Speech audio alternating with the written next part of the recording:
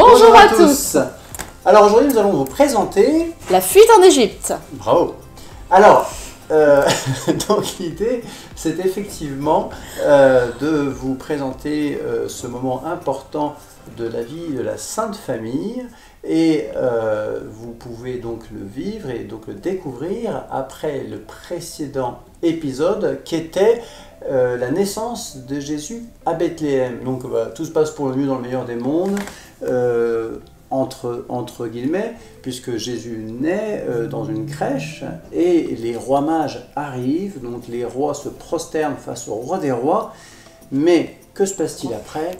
On apprend qu'Hérode recherche tous les nouveau-nés et veut les tuer. C'est alors que Joseph a un songe et l'ange lui demande de quitter le pays pour partir en Égypte. Mais je pense que tu peux nous lire donc le passage de la parole de Dieu qui parle de ça. Avec grande joie. Quand ils se furent retirés, voici que l'ange du Seigneur apparaît en songe à Joseph et dit : « Lève-toi, prends avec toi l'enfant et sa mère et fuis en Égypte.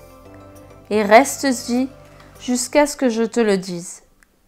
Car Hérode va rechercher l'enfant pour le faire périr. » Lui, se levant, prit avec lui l'enfant et sa mère de nuit et se retira en Égypte. Et il fit jusqu'à la mort d'Hérode pour que s'accomplisse ce qu'avait annoncé le Seigneur par le prophète quand il dit : « D'Égypte, j'ai appelé mon fils. »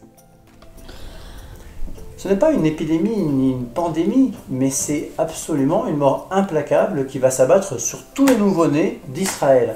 Donc Saint Joseph, à l'écoute de la parole de Dieu, à l'écoute de Dieu, à ce songe, l'ange lui demande de quitter Israël et de partir en Égypte. Partir en Égypte pour un père de famille, c'est quitter pour un artisan son carnet de commandes, quitter sa sécurité. Combien sommes-nous lorsque l'enfant vient à nous soucier de la possibilité de pouvoir lui offrir une vie convenable, de lui permettre d'avoir un lit, de lui permettre d'avoir une bonne éducation, de pouvoir croître, grandir et puis de lui permettre de devenir un homme accompli. Saint Joseph avait probablement ses préoccupations, sauf que ces préoccupations qui sont également, comme pour nous, liées à une capacité matérielle. Il faut pouvoir travailler pour pouvoir payer toutes ces choses-là. Du jour au lendemain, le carnet de commandes s'effondre, on n'a plus de travail, on part en Égypte, on abandonne tout. Donc on peut souligner le courage de Saint Joseph qui est celui de tout quitter pour non pas se placer dans une considération mondaine de l'éducation, mais dans une considération de vie, de survie, mais également d'édification qui est basée sur la vie naturelle, mais l'édification de cet enfant qui va croître et qui est sous sa responsabilité. Et voilà donc le début de la grande aventure de la Sainte Famille, une aventure qui n'est pas sans peine, qui n'est pas sans défiance de ce monde, puisque Saint Joseph est obligé de fuir l'autorité qui n'est pas juste, qui veut empêcher son fils de vivre.